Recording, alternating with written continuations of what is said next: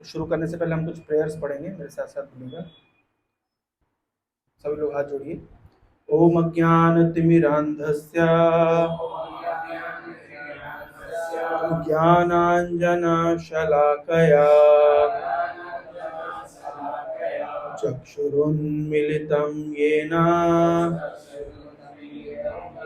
तस्मै श्रीगुरवे नमः। श्रीचैतन्यमनोभीष्टं स्थापितं येन भूतले स्वयं रूपा कदा मह्यं ददाति स्वपदान्तिकम्। वन्देऽहं श्रीगुरो श्रीयुतपदकमलं श्रीगुरून् वैष्णवांश्च श्रीरूपं साग्रजातं सहगण रघुनाथान्वितं तं सजीवं साद्वैतं सावधूतं परिजनसहितं कृष्ण चैतन्यदेवं श्रीराधा कृष्ण पादान् सहगण ललिता श्रीविशाखावितांश्च नमो विष्णुपादाय कृष्णपृष्ठाय भूतले श्रीमते भक्तिवेदान्त स्वामिन् इति नामिने। नमस्ते सारस्वते देवे गौरवाणी प्रचारिणे निरविशेष शून्यवादी पाश्चात्य देशतारिणे। हे कृष्णा करुणा सिंधु दीनबंधो जगत्पते गोपेश गोपिका कांता राधा कांत नमस्तुते। तप्त कांचन गौरांगी राधे वृंदावनेश्वरी वृषभानुसुते देवी प्रणमामि हरिप्रिये। पंचतत्वात्मकं कृष्णं भक्तरूप स्वरूपकं भक्तावतार भक्ताख्यं नमामि भक्तशक्तिकं। नमो महावदान्याय कृष्ण प्रेम प्रदायते कृष्णाय कृष्ण चैतन्य नाम्ने गौरत्विषे नमः। नीलाचल निवासाय नित्याय परमात्मने बलभद्र सुभद्राभ्यां जगन्नाथाय ते नमः। वाञ्छाकल्पतरुभ्यश्च कृपा सिन्धुभैव च पतितानां पावनेभ्यो वैष्णवेभ्यो नमो नमः। जय श्री कृष्ण चैतन्य प्रभु नित्यानंद श्री अद्वैता गदाधर श्रीवासादि गौर भक्त वृंद। हरे कृष्णा कृष्णा कृष्णा हरे हरे, हरे राम राम राम हरे हरे। हरे कृष्णा। आप सभी का हार्दिक स्वागत है आज के इस सत्र में। जैसा कि आप लोग जानते हैं, हम लोग आज से भगवत गीता शुरू कर रहे हैं। आप में से कितने लोग पहली बार आए हैं? First time? Coming for the first time. Okay. तो हाँ, तो हमारी परिपाटी ये रहेगी, मतलब मेथडोलॉजी, कि अगली बार से आप लोग कॉपी पेन लेकर के आइएगा, है ना। आप सबके पास भगवत गीता है? हाँ, किसके पास नहीं है? नहीं है तो यहाँ से आप भगवत गीता लेकर के जाइएगा, ताकि हम जो पढ़ाएंगे तो उसके बाद आप उसका होमवर्क कर सकें, ठीक है ना। अगर भगवत गीता ध्यान से पढ़ना है, सीखना है, तो सीखना है कि नहीं? सीरियसली पढ़ना है? आपके पास है भगवत गीता? ठीक है। लेकिन कॉपी पेन लेके आएंगे तो नोट्स बना करके। अभी लेके आ रहे हो? वाह, ठीक है। तो हम हर दिन, मतलब सप्ताह में 2 सेशंस करेंगे, ठीक है, ताकि क्योंकि भगवत गीता अगर हमको कंप्लीट करनी है तो मैं बहुत ज़्यादा डिटेल्स में नहीं जाऊंगा फर्स्ट रीडिंग में, है ना। बेसिक पॉइंट समझाते हुए चला जाऊंगा, है ना। और होमवर्क ये रहेगा कि हम जो यहाँ पे पढ़ेंगे, फिर आप हॉस्टल जा करके उस पूरे चैप्टर को पढ़ के आएंगे, ठीक है। और नेक्स्ट सेशन में जब आप आएंगे तो मैं कुछ क्वेश्चंस रेडी रखूंगा, क्वेश्चंस पूछूंगा, आपको आंसर देना है, और जो आंसर देगा उसको गिफ्ट मिलेगा, ठीक है। भगवत गीता में मैं जिससे पूछूंगा वो बताएंगे। आपका नाम? तन्मय। आप पहले आए हो ना एक बार? भगवत गीता में कितने चैप्टर्स हैं अरमान? 21 चैप्टर, 18 चैप्टर्स, ठीक है। भगवत गीता में 18 अध्याय हैं और कितने श्लोक हैं? 700 श्लोकर्स। तो 18 चैप्टर्स पढ़ने के लिए अगर हम एक चैप्टर 2 दिन में करते हैं तो हमें कितना समय लगेगा? Around 36 sessions. That means around how many months?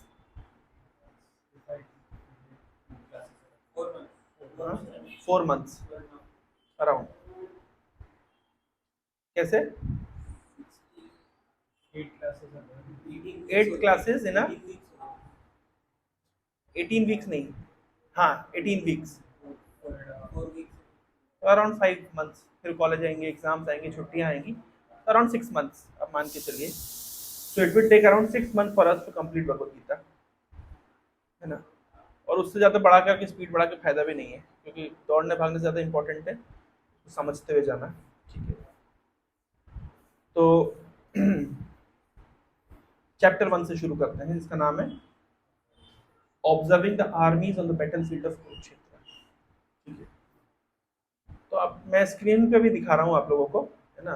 बाद में फिर आप लोग बुक्स में भी उसको पढ़ सकते हैं। आज तो मैं बहुत लंबी क्लास नहीं ले पाऊंगा क्योंकि मेरी ट्रेन है ना। हाँ, संबलपुर जा रहा हूँ, मुझे कुछ अर्जेंट काम है। आ जाऊंगा 2 दिन में। ओके। तो भगवत गीता का बैकग्राउंड सबको पता है? आपको पता है भगवत गीता का बैकग्राउंड? क्या बैकग्राउंड है? महाभारत का युद्ध हुआ था, और उस युद्ध में क्या हुआ था? तो महाभारत का युद्ध क्यों हुआ था? मैं इस तरीके से आप लोग को पढ़ाऊंगा ताकि आप भी किसी को क्लास दे पाए, ठीक है ना। तो क्वेश्चन नंबर 1 नोट कर लीजिए, महाभारत का युद्ध क्यों हुआ था? तो किसी को मान लीजिए आपको भगवत गीता पता नहीं है, तो आप कहाँ से शुरू करेंगे? What is the best way to start? Best way क्या है? किसी को अगर आपको समझाना है तो बेस्ट वे क्या हो सकता है? बेस्ट वे हो सकता है कि उसको पहले उसकी सेटिंग द सीन, भाई एग्जैक्टली भगवत गीता कहाँ से आई, क्यों आई, है ना। अच्छा, पर नेक्स्ट क्लास हम क्या कर सकते हैं? छत पे कर सकते हैं। अब तो मौसम भी अच्छा हो गया है, ये पंखे बहुत शोर कर रहे हैं, है ना, पंखे थोड़ा धीरे करने पड़ेंगे, जब भी गर्मी है, या तो जब एसी लग जाए तो क्लास में यहाँ करेंगे, नहीं तो फिर ऊपर करेंगे। पंखे थोड़ा सा क्योंकि शोर कर रहे हैं, बंद कर दीजिए। हाँ, अब पंखे भी शोर कर रहे हैं, मिक्सी भी चलेगी, इसको भी थोड़ा सा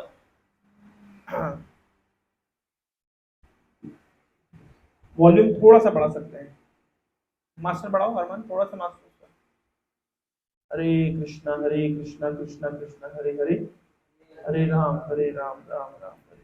ठीक है, तो वाइब्रेट कर, हिम कर रहा है, थोड़ा सा उसको स्पीकर घुमा दो उस दिशा में, स्पीकर को। हाँ, हरे कृष्ण, बहुत बढ़िया, ठीक है। तो भगवद गीता की शुरुआत करने से पहले हम उसका सीन समझ लेते हैं, है ना। तो सीन ये है कि कौरवों और पांडवों को युद्ध हो रहा है, पर युद्ध क्यों हो रहा है, युद्ध क्यों हो रहा है, क्यों हो रहा है अमलान जी? दुर्योधन ने और 14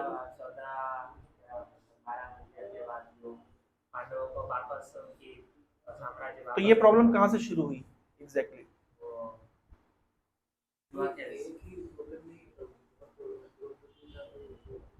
द्रौपदी का चीरहरण हो गया, और गैम्बलिंग हो गई, और दे लॉस्ट एवरीथिंग, ओके, और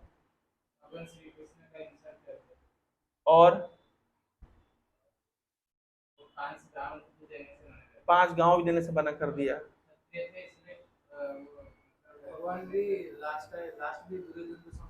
भगवान भी दुर्योधन को समझाया, लेकिन दुर्योधन नहीं माना, ठीक है। इनफैक्ट आप अगर और पीछे चले जाएं तो इस स्टोरी का, अगर थोड़ा सा और पीछे जाएंगे तो कहां से स्टोरी को हम समझ सकते हैं? धृतराष्ट्र और पांडु भाई थे ना, ठीक है। और पीछे चले जाते हैं, महाराज शांतनु से शुरू कर सकते हैं, ठीक है।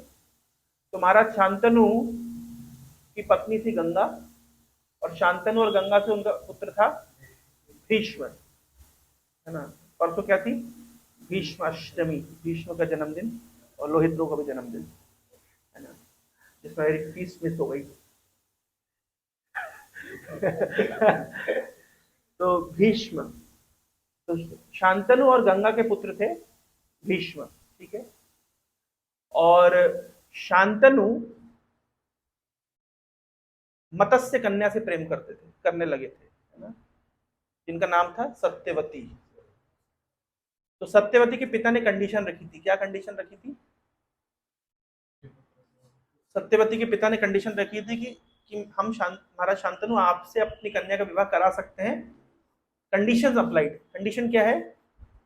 कंडीशन ये है कि आपका जो पुत्र होगा सत्यवती से, वही राजा होने चाहिए। तो ये बात शांतनु कैसे स्वीकार कर सकती, क्योंकि ऑलरेडी देवव्रत का नाम था देवव्रत, तो देवव्रत ऑलरेडी थे, तो ये बात शांतनु को एक्सेप्टेड नहीं थी। तो शांतनु को ये बात एक्सेप्टेड नहीं थी। At the same time Satyavati पे उनका दिल आ चुका था, तो खिन्न खिन्न से रहने लगे। तो ये बात ऑब्जर्व करी देवव्रत ने।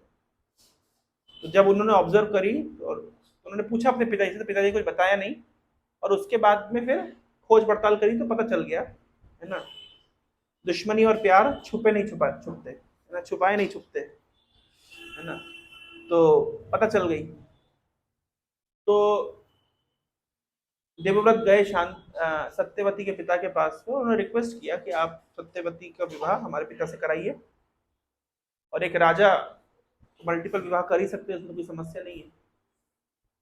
तो सत्यवती के पिता ने सेम कंडीशन रखी। क्या कंडीशन रखी? कि सत्यवती की संतान ही अगर राजा बनेगी तो हम इस कंडीशन पर सत्यवती का विवाह शांतनु के साथ करा सकते हैं। लेकिन मतलब देवव्रत तैयार हो गए, बोले इसमें क्या समस्या है, मैं राजा नहीं बनूंगा। तो बोले आप राजा नहीं बनेंगे, फाइन, लेकिन आपकी जो संतान होगी फिर वो क्लेम करेगी, है ना।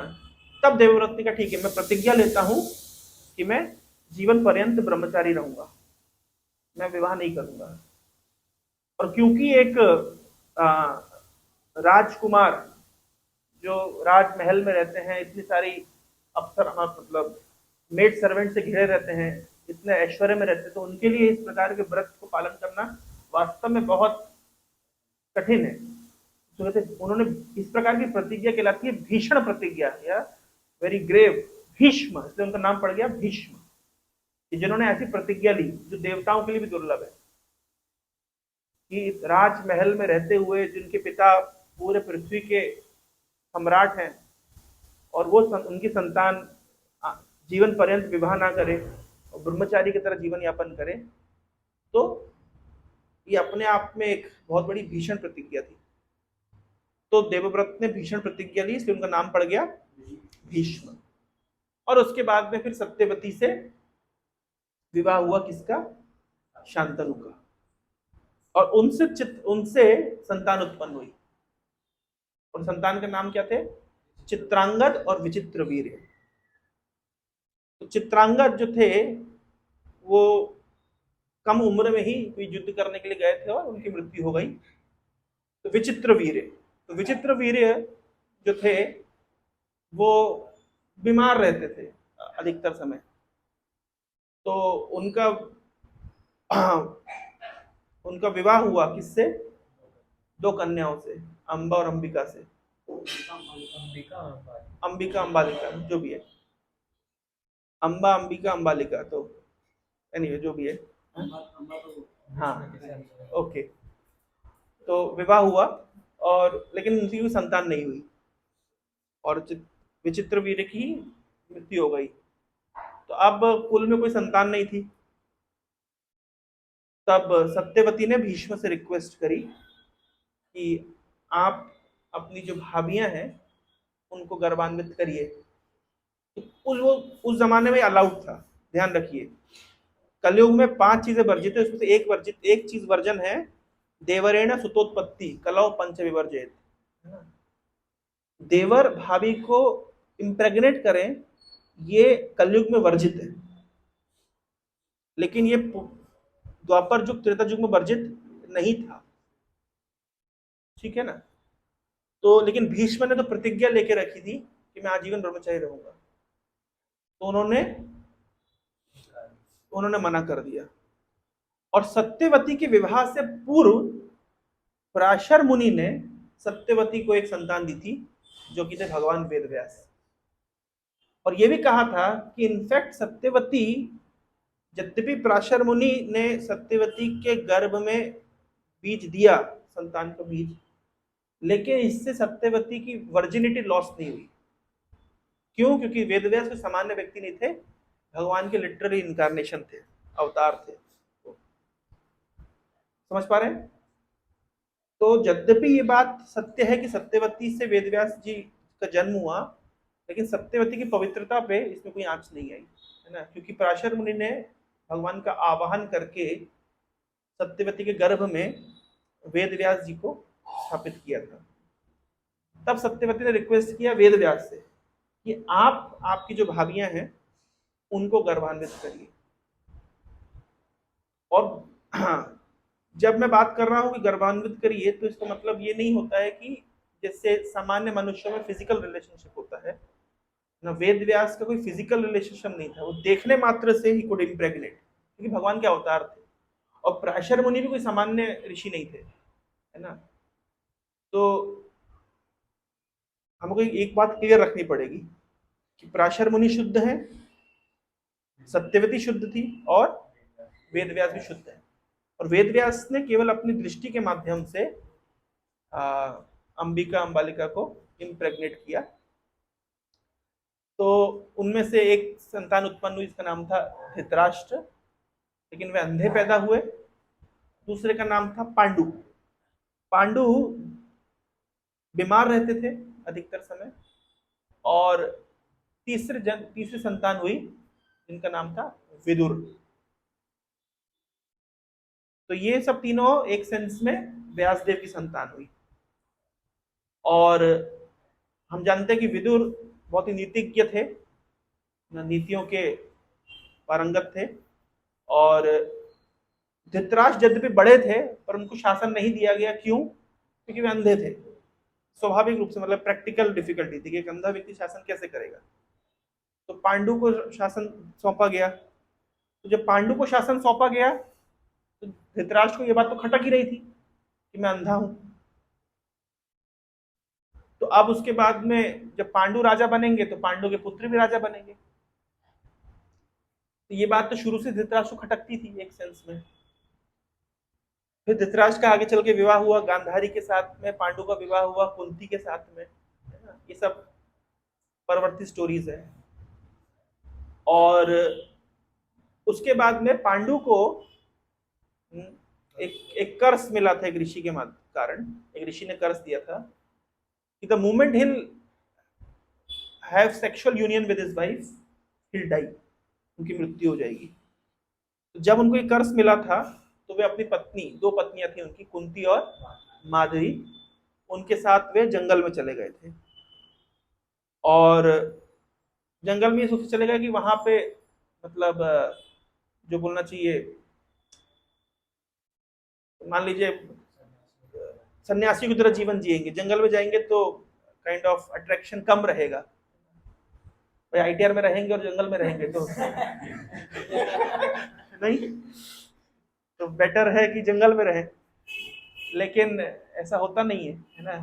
आजकल क्या है ना, व्यक्ति जहां जाता है उसका मन उसके साथ में जाता है। तो हिमालय पे भी चला जाएगा तो उसका जो काम उत्सुकता है उसके साथ जाएगी, क्योंकि अकेले तो गए नहीं थे, पत्नियों के साथ गए थे। अकेले गए होते तो अलग बात होती, लेकिन it is said that men is like butter and women is like fire. Even if you keep butter for thousands of years in the refrigerator, the moment it will come closer to fire, it will melt.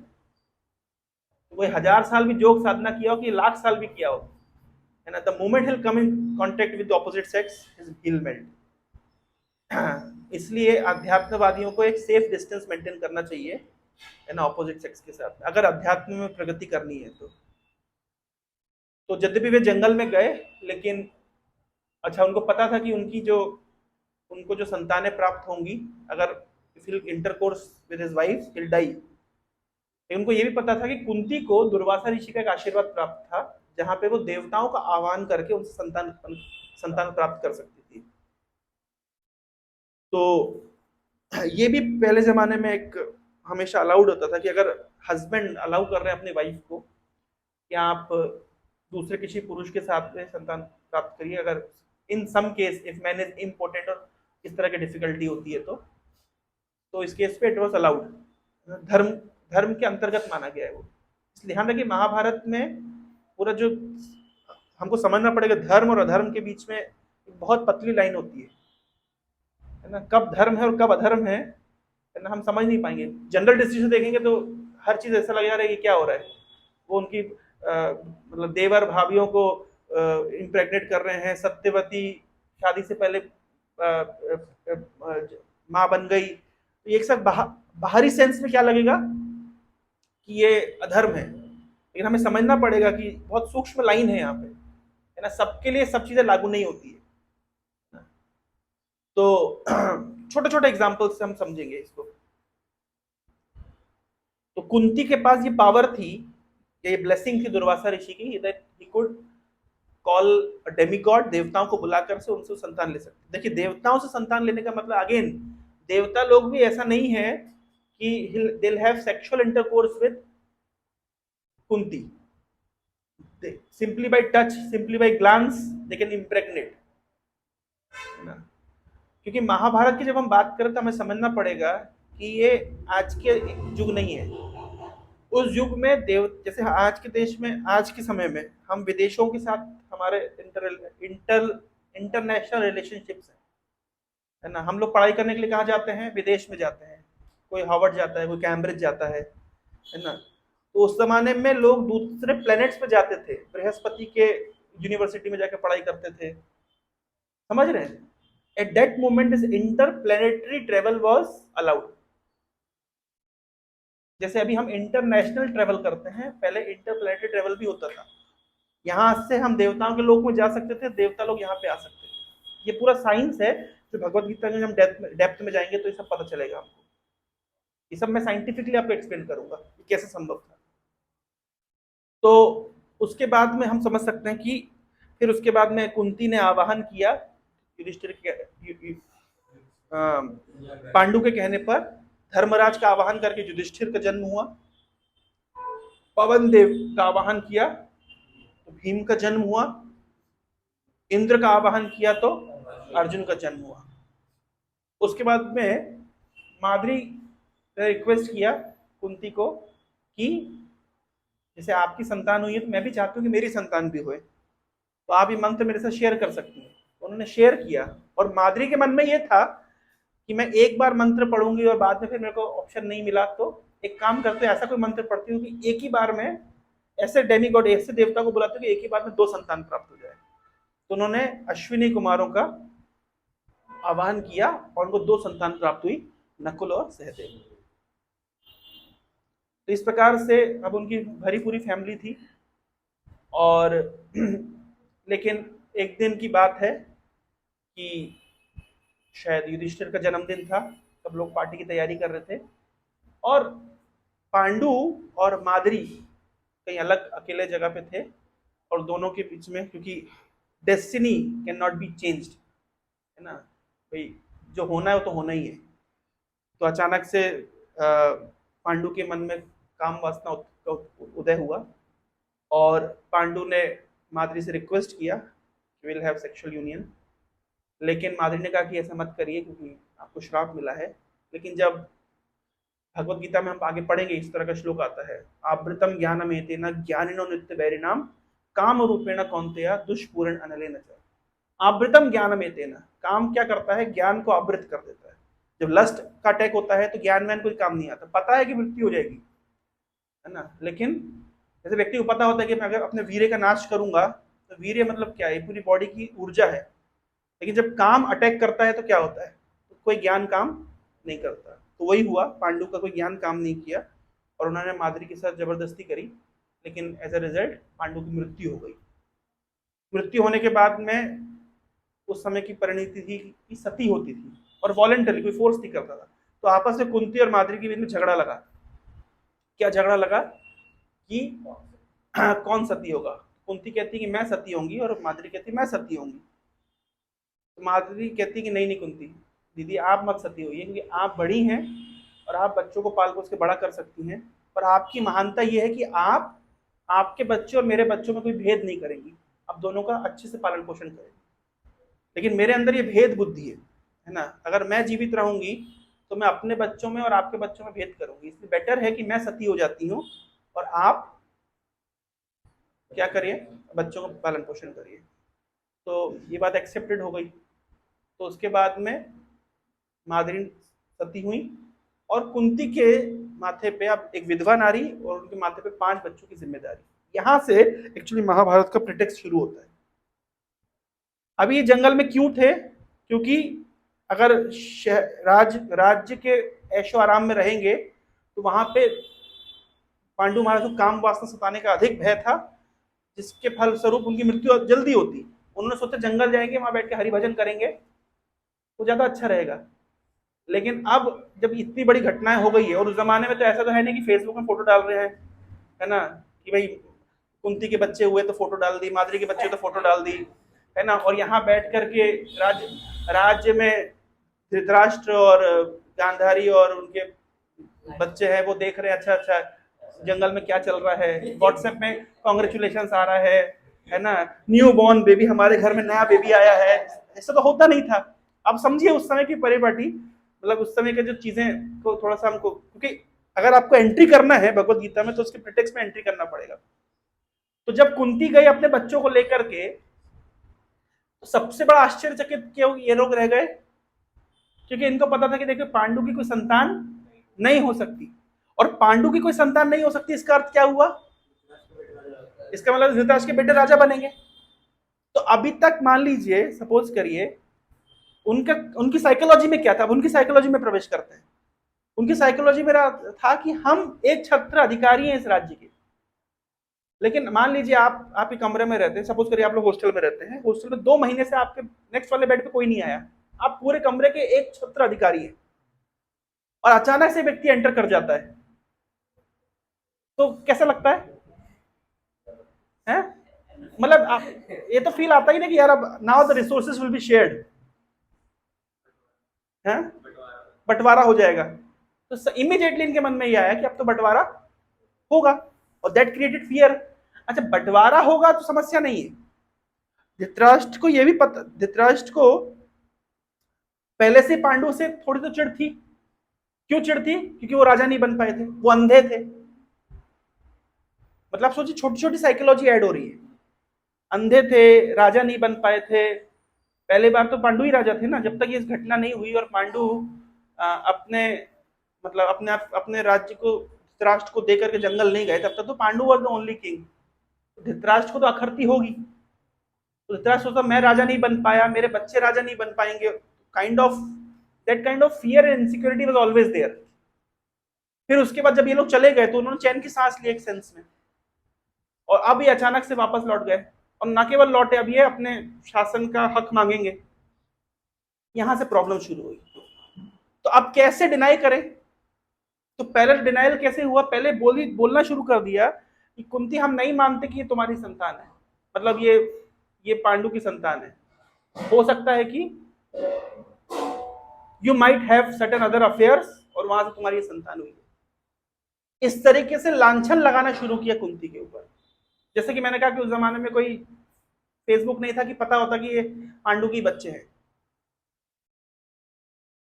तो उन पर लांछन लगाना शुरू किया। तब सारे ऋषि मुनि एकत्रित होकर के जस्टिफाई किए कि नहीं नहीं, ये पांडु के ही पुत्र हैं, कुंती को स्पेशल पावर्स प्राप्त थी कि डेमीगॉड से उनको संतान हो सकती है। इस तरीके से पहली बात तो पहले तो ये एक्सेप्ट किया गया कि हाँ ये बच्चे पांडु के, नहीं तो पहले तो वो यही नहीं मान रहे थे। एनवी जब होती है तो डिनाइल मोड में व्यक्ति रहता है। जैसे मान लीजिए अगर आपका कोई फ्रेंड सपोज करिए आईएएस ऑफिसर बन जाए, है ना, तो सबसे पहले तो क्या बोलेंगे? अरे नहीं नहीं, वो बन ही नहीं सकता। पहले ये बोलेंगे। वो नहीं, जब बन गया है, अच्छा बन गया तो निश्चित रूप से चीटिंग करके बना होगा। समझ रहे हैं? नहीं, चीटिंग करके नहीं बना, अपनी मेहनत से बना है ना। नहीं, फिर हम कैसे बोलेंगे? नहीं वो तो देखिए ब्लेस्ड था, वो तो शुरू से उसको अच्छी अपॉर्चुनिटी फैसिलिटी मिली, मुझे एक्चुअली फैसिलिटी इतनी नहीं मिली, तो मैं भी बन जाता। व्यक्ति क्या करता है, एनवियस जब होता है तो envious directly proportional to denial. अब देखिएगा, जहां किसी के प्रति हमारी ईर्ष्या होती है हमारे मन में, तो हम पहले क्या करते हैं, उसको डिनाई करना चाहते हैं। तो यही चीज हुआ, पहले उन्होंने डिनाई करने की कोशिश करी कि कुंती क्या है, कुंती की संतान, मतलब ये पांडु की संतान नहीं है, और कुंती एक अच्छी चरित्रवंत नारी नहीं है। तो बहुत दिन तो वो एस्टेब्लिश करने में लग गया होगा। उस समय डीएनए टेस्ट भी नहीं था कि भाई, और डीएनए टेस्ट भी कराए कैसे, तो देवताओं की संतान वैसे भी, मतलब अजीब डायनामिक्स चल रहे हैं ना, मतलब उस जमाने में। तो कुल मिलाकर के it took long time for Kunti to establish that ये जो संतान है ये पांडु की है, इनको भी पांडव कहा जाएगा, ये भी कुरु वंश के हैं। मतलब पहले तो वंश के अंदर एंट्री कराए, हक तो बाद में मांगेंगे, पहले वंश में एंट्री तो हो जाए। तो वो एंट्री कराना बड़ा मुश्किल हो रहा था। अब समहाउ सभी ऋषि मुनियों ने आकर के अपने टेस्टिमनी दी कि नहीं नहीं ये हैं, और उनको एक्सेप्ट किया जाए। तो अब वो एंट्री हो गई। अब जब वंश में एंट्री हो गई तो अब नेक्स्ट क्वेश्चन उठेगा कि इन्हें भी इनका हक मिलना चाहिए, विशेष रूप से कब, जब इनके पिता राजा थे। राजा तो पांडु थे ना ओरिजिनली। अब जब ये एक अलग हेडेक शुरू हो गया, तो धृतराष्ट्र को ये शुरू से सताता था कि मुझे पांडवों को उनका हिस्सा देना पड़ेगा, उनको इनका हिस्सा देना पड़ेगा, मतलब अपने बच्चों से हिस्सा कुछ छीनना पड़ेगा। And Dhritarashtra was very much attached to his children. यहां से अब पूरी पॉलिटिक्स शुरू होती है। ये पॉलिटिक्स कब करनी पड़ती है? फियर, इनसिक्योरिटी, एनवियसनेस, यहां से फिर व्यक्ति क्या करता है, पॉलिटिक्स करना शुरू करता है। समझिए पॉलिटिक्स कब होती है, कॉर्पोरेट जगत में पॉलिटिक्स कब होगी? सबको एक्सपीरियंस होगा, जब आप जाएंगे कॉर्पोरेट में तो पॉलिटिक्स का एक्सपीरियंस करेंगे आप लोग। जब आप घुसेंगे, आप अच्छा परफॉर्म करेंगे, आपका जो सीनियर होगा वो देखेगा कि तो बहुत अच्छा परफॉर्म कर रहा है, तो इसको जो मुझे प्रिविलेजेस मिलने चाहिए वो उसको मिलने लगेंगे। फिर वो क्या करेगा, फिर वो बॉस के सामने आपको जलील करेगा, आपकी गलतियां निकालेगा, किसी तरीके से पॉलिटिक्स करेगा, आपका काम बिगाड़ेगा, है ना, ताकि आपको नीचे दिखाएगा, आपके द्वारा किए गए काम में उंगली करेगा, समहाउ खींचतान करके वो हमेशा कोशिश करेगा कि आप कैसे पीछे रहे। तो मेटेरियल वर्ल्ड मींस पॉलिटिक्स। तो यहां पे पॉलिटिक्स शुरू हो गई है, क्योंकि अभी धृतराष्ट्र राज्य देना नहीं चाहता है, शेयर करना नहीं चाहता है, so somehow he'll do some politics. तो पॉलिटिक्स में उसने क्या क्या किया? सबसे पहले तो ठीक है, दिखावे में स्वागत किया, चलो ठीक है, हम मानते हैं, हम एक्सेप्ट करते हैं कुंती ये पांडव है, पांडु के वंश पुत्र हैं, एक कुरु वंशज है, हम एक्सेप्ट करते हैं, चलो अब हम मिलके रहेंगे। जब मिलके रहेंगे तो मिलके रहने लगे, तो सब जब मिलके रहने लगे तो बचपन में इनको भेज दिया गुरुकुल में कि जाओ सीखो, ये राजा के पुत्र हैं तो इनको युद्ध करना सीखना चाहिए। गए ये लोग किसके पास गए? द्रोणाचार्य के पास। द्रोणाचार्य का घर कहां है?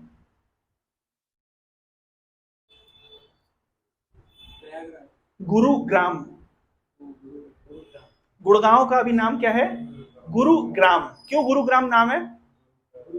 गुरु का गांव है ये। तो द्रोणाचार्य ओरिजिनली कहां से थे? गुरुग्राम से। और द्रोणाचार्य का स्कूल कहां पे था? दिल्ली तो इनका घर था, हस्तिनापुर। कहां? द्रोणाचार्य का स्कूल था देहरादून, इसलिए वहां पे है इंडियन मिलिट्री एकेडमी। पांडवों की ट्रेनिंग कहां पे हुई है? देहरादून में। क्योंकि अभी इंडियन मिलिट्री एकेडमी कहां है? देहरादून।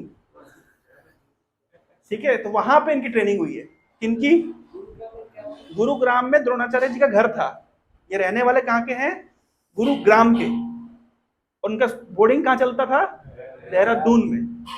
और इसलिए देहरादून में बनाया गया, आगे चल के ज्यादा डिस्टेंस नहीं है, देहरादून गुरुग्राम को ज्यादा डिस्टेंस नहीं है,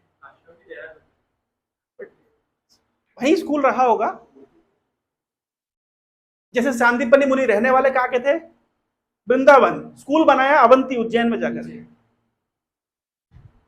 नहीं हो सकता है सर। आपका क्या है स्कूल कॉलेज का ओनर कौन है, क्या है नाम है?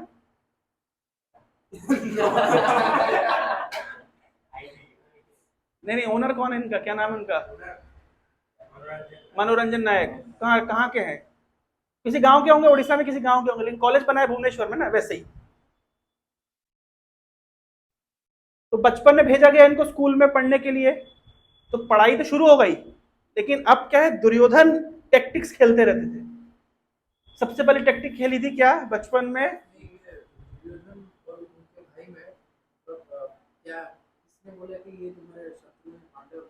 शत्रु क्यों नहीं है? अरे भाई, मन में आपके भाई हैं? आप सगे कितने भाई हैं आप लोग? कितने लोग भाई बंधु वाले हैं? तो मैं तो अकेला हूँ, ये भी अकेले हैं। आप भाई बंधु वाले हैं? छोटे हैं कि बड़े हैं? आप सबसे छोटे हैं, आप नहीं समझेंगे। आप बड़े कौन है? आप लोग बड़े हैं। जब आपका छोटा भाई हुआ था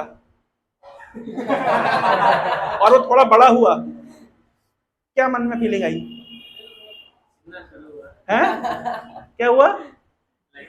क्या लगना शुरू हुआ? बंटवारा। मेरे माता पिता मेरे से एक बार बोले बचपन में कि बोले कि तुम अकेले हो, तुम्हें कोई भाई या बहन चाहिए? मैं नहीं, बिल्कुल नहीं चाहिए। क्यों नहीं चाहिए? क्यों नहीं चाहिए? कि प्यार का बंटवारा होगा। तो पहले प्यार का बंटवारा होता है और बाद में पहले प्यार का बंटवारा, बाद में व्यापार का बंटवारा। ये साइकोलॉजी है सर। बढ़ावा कोई नहीं देता है। मेटेरियल वर्ल्ड में फियर और इनसिक्योरिटी से हर व्यक्ति घिरा हुआ है। कुछ मानेंगे कुछ मानेंगे नहीं, ये जगत का स्वभाव है। इसलिए गीता देखिए, ये जो भी हम समझ रहे हैं, ये कौरव और पांडवों की स्टोरी नहीं है, ये हमारी और आपकी स्टोरी है। मैं यहाँ पे क्लास दे रहा हूं, कोई दूसरा व्यक्ति आके क्लास देगा और आप लोग उसी क्लास में ज्यादा ताली बजाएंगे, मेरे को टेंशन शुरू हो जाएगी। क्यों? इसी को कहते हैं बद्ध अवस्था, बद्ध जीव। हम लोग बंधे हुए हैं, हमारी फियर, इनसिक्योरिटी, हमारी साइकोलॉजी बंधी हुई है। इससे बाहर निकलने के लिए भगवत गीता की शिक्षा है। समझिए भगवत गीता किस पर्सपेक्टिव में पढ़ाई जा रही है। हर व्यक्ति फियर से, इनसिक्योरिटी से, लस्ट से, एंगर से, ग्रीड से, प्राइड से बंधा हुआ है। उस बंधन को खोलने के लिए गीता क्लास में आ रहे हैं। तो बंधन का एग्जाम्पल लेना पड़ेगा ना, कि ये कौरव पांडव का एग्जाम्पल क्यों लिया गया, कि कितने वो बंधे हुए हैं। जैसे जैसे उनको पता चला कि उनके कॉम्पिटिटर्स आ गए हैं, या वो कॉम्पिटिटर्स है नहीं, संसार में कोई किसी का कॉम्पिटिटर नहीं है एक्चुअली में। ये हमारे माइंड इस प्रकार की साइकोलॉजी क्रिएट कर रहा है कि वो मेरा कॉम्पिटिटर है। जैसे मान लीजिए बेस में दो बच्चे रहते हैं, मान लीजिए वैभव प्रभु और किशन प्रभु, तो मैं किशन प्रभु के पीठ में ज्यादा हाथ खा दूंगा तो इनको हार्ट अटैक आ जाएगा। बोलेंगे नहीं, लेकिन मन ही मन क्या सोचेंगे कि प्रभु जी शायद मुझसे उतना है। इन दोनों का नाम लिया मैंने क्लास में, लेकिन आदित्य प्रभु का नाम नहीं लिया, तो उनको लगेगा अच्छा इनका एग्जाम्पल देते प्रभु जी हमेशा मेरे, जबकि मेरे मन में ऐसा नहीं है। लेकिन मन का स्वभाव है कि वो हमेशा ये नापतोल करता रहता है। तो ऐसा नहीं है कि किसी ने बोला दुर्योधन को कि ये तुम्हारे शत्रु हैं, लेकिन जैसे देखा कि दूसरी पार्टी आ गई है तो अंडरस्टूड है कि वो मेरे, माइंड ऐसा क्रिएट करता है। समझ पा रहे हैं? It is this is how psychology works. Material world का स्वभाव है, गीता में आप समझेंगे, जगत का स्वभाव है। हर व्यक्ति दूसरे व्यक्ति डरा हुआ है किसी ना किसी सेंस में। हमारे जब तक कॉमन सेंस ग्रेटिफिकेशन का एजेंडा होता है हम दोस्त होते हैं। जैसे मान लीजिए 4 चोर हैं, वो 4 चोर तब तक दोस्त है जब तक उनके पास चोरी करने के लिए एक बड़ा उनको लक्ष्य है। अब वो चोरी करके लेकर के आएंगे तो आपस में झगड़ा करने लगेंगे। क्यों भाई? अभी दोस्त थे, अभी झगड़ा हो गया। क्यों? दोस्त कब तक थे?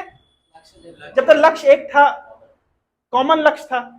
अब लक्ष्य अलग अलग हो गए, मुझे ज्यादा चाहिए, मुझे ज्यादा चाहिए, तो अभी जो दोस्ती थी वो तुरंत दुश्मनी बदल गई। समझ रहे हैं? तो ये इस तरीके से संसार कार्य करता है।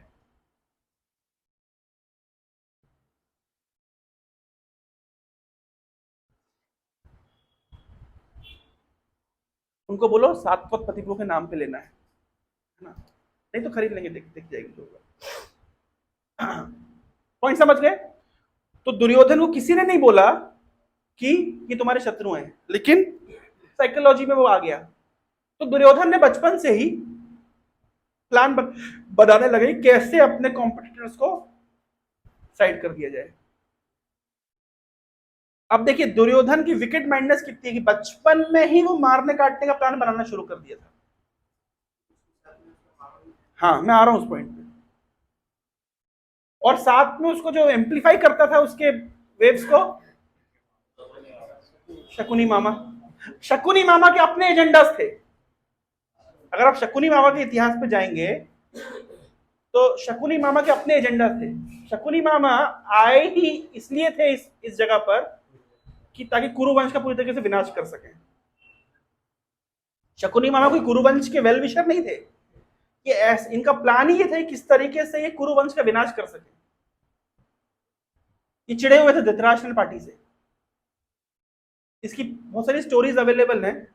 एक स्टोरी कहती है कि शकुनी के पिता की हत्या करवा दी गई थी धृतराष्ट्र के द्वारा, मतलब गांधारी के पिता की। परंतु ये स्टोरी कुछ लोग कहते हैं गलत है। क्यों? क्योंकि गांधारी के जो मायके वाले थे वो भी महाभारत युद्ध में लड़े थे, तो इसलिए ये स्टोरी की पूरी ऑथेंटिसिटी नहीं है। हाँ, इस बात से चिड़े हुए थे कि भीष्म ने झूठ बोल करके एक अंधे व्यक्ति के साथ मेरी बहन की शादी कराई और मेरी बहन भी जीवन भर अंधी रही, मतलब आंख में पट्टी बांध ली। तो इस कारण से चिड़े हुए थे, जो भी कारण थे चिड़े होने के। कुल मिला के शकुनी जी उतने, मतलब इनका भी ये भी सोच रहे थे कैसे कुरुवंश का विनाश करना है। और कुरुवंश का विनाश कैसे हो सकता है? आपस में अगर इनको झगड़ा करा देंगे तो विनाश। तो बहुत सब लोग अपने अपने एजेंडास लेकर के आए थे। तो कुल मिलाकर के दुर्योधन को बचपन से ही आइडियाज देते थे ये शकुनी जी, है ना, कैसे पांडवों को आपके रास्ते से, तुम्हारे रास्ते से हटाया जाए। तो बचपन में बहुत कुछ करने की कोशिश किया। पहले तो भीम को विष देके मारने का प्रयास किया गया, लेकिन एक बात ये कि है ना, हिंदी में कहा होता है जाको राखे साइया मार सके ना कोई, मारे कृष्ण राखे के, राखे कृष्ण मारे के। कि भाई जब कृष्ण किसी की रक्षा करते हैं तो व्यक्ति को कौन मार सकता है, और कृष्ण किसी को मारना चाहे तो कौन रख सकता है। तो विष दे करके भीम को पत्थर बांध के डुबो दिया और ये पहुंच गए पाताल लोक में। और वहां पे इनके वासुकी और अलग अलग सर्प फैमिली मिल गई। फिर कहीं के दूर का रिश्ता निकला है, तो फलाने के नाना का फलाने का पोता है, जो भी है, और उसको बढ़िया खिला पिला कर और तंदुरुस्त करके बाहर भेज दिया। सब महाभारत की स्टोरीज है, उतना हम डिटेल में नहीं जा रहे हैं। लेकिन कुल मिलाकर के जिसको मारने का प्लान बनाया वो और कई गुना शक्तिशाली बन के बाहर निकला। ये प्लान एक बनाया। दूसरा प्लान क्या बनाया, एक बार बोले कि हम एक छोटे से घर में रहते हैं, इतने लोग, 100 लड़के ये हैं, तुम 5 हो, ऐसा ऐसा, तो कंजेस्टेड होता है ना। एक काम करते हैं, तुम्हारे लिए एक नया दूसरा महल बनवा के दे देते हैं। तो इनको दूसरा एक महल बनवा के दे दिया गया, लेकिन महल बनवाया गया था लैक का, मतलब जिसमें है ना वैक्स, ये जो भी इनफ्लेमेबल मटेरियल लगाया होगा, विद द प्लान कि भाई आग लग जाए, आग लगा दी जाए। तो जब आग लगाने का प्लान बना दिया गया, तो ये बात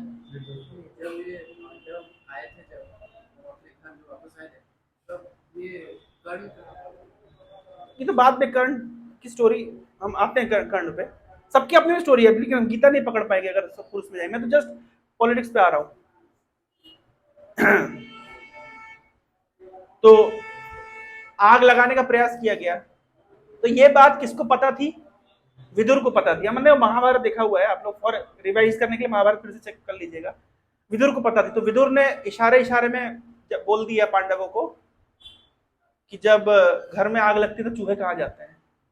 तो दिल में घुस जाते हैं। और वहां लिखा गया म्लेच्छ भाषा में बोला, मतलब अंग्रेजी में। तो विदुर जी को इंग्लिश आती थी और पांडव भी इंग्लिश समझते थे, तो इंग्लिश में उन्होंने बोला।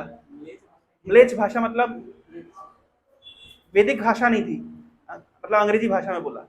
महाभारत में लिखा है म्लेच्छ भाषा, कि वैदिक भाषा, संस्कृत में नहीं बोला, दूसरी भाषा में बोला, और वो भाषा है म्लेच्छ भाषा, मछली खाने वालों की भाषा। तो ये तो अंग्रेजों की भाषा है, तो अंग्रेजी में बोला कुल मिला करके। जैसे सनातन गोस्वामी को भी इंग्लिश आती थी, पता है आपको? पर्शियन, संस्कृत, उर्दू, अरबी, इंग्लिश। तो उस जमाने में अंग्रेज आना शुरू हो गए थे भारत में। नहीं, सनातन गोस्वामी के टाइम पे मैं एग्जाम जस्ट।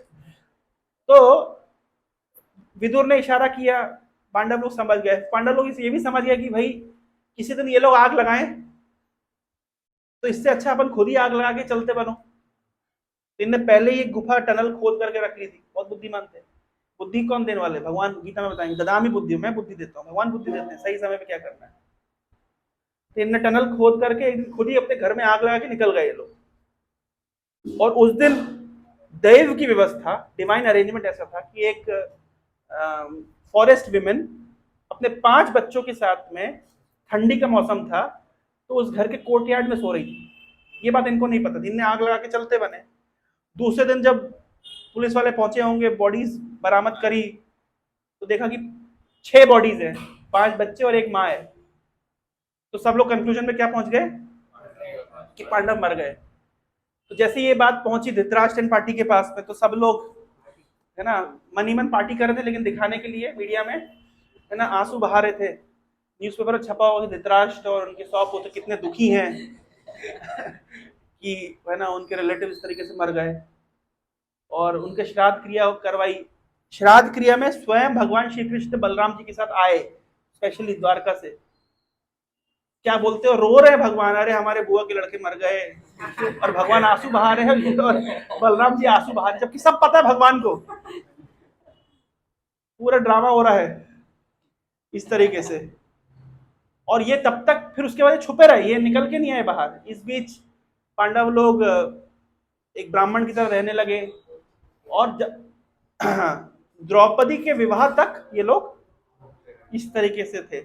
इस दौरान ये एक गांव में गए जहां पे एक बक नामक राक्षस था, जो क्या करता था, जो मनुष्यों को मार के खाता था। जिस गांव में जाता तो गांव का एक व्यक्ति को जाना पड़ता था खाना लेकर के। तो एक दिन कुंती ने सुना कि जिस घर में ये लोग आश्रय लिए हुए हैं, तो वो लोग आपस में रो रहे थे। माँ कह रही मैं जाऊंगी, दादाजी कह रहे मैं जाऊंगा, पिताजी कह रहे नहीं मैं जाऊंगा, छोटा बच्चा कह रहा नहीं मैं जाऊंगा। बोले कहाँ जाने की बातें हो रही है? बोले इस तरह बक नाम का असुर है और हमारी टीटी साइन हुई है कि एक आदमी को खाएगा और खूब सारा खाना लेके जाना पड़ेगा। बोले नहीं मेरा लड़का जाएगा। बोले आप तो हमारे अतिथि हैं, आप कैसे जा सकते हैं, आपकी रक्षा करना तो हमारा। बोले तुम जानते नहीं हमारा लड़का कितना शक्तिशाली है। भीम गया, जाकर खाते पीते जो लेके गया पहले खुद खाया और बक को मार दिया, और उसके बाद से मतलब सबको पता चल गया कि ये शक्तिशाली भीम है। इस तरीके से ये सब स्टोरी है ना। तो कुंती महारानी ने एक प्रार्थना करी है भगवान के सामने कि भगवान आपने हर समय हमारी रक्षा करी है। तो ये सारी जो चीजें हुई ये कुंती महारानी को स्मरण थी, है ना। मैं इस प्रेयर से शुरू करूंगा विषय।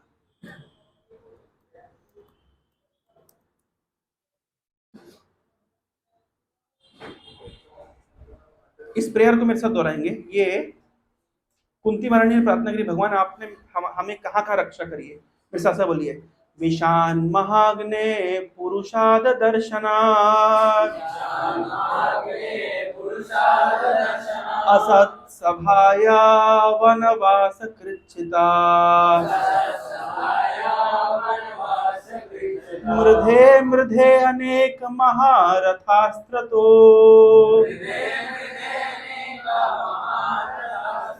द्रौणी अस्त्राश्चास्म हरेरभिरक्षितः।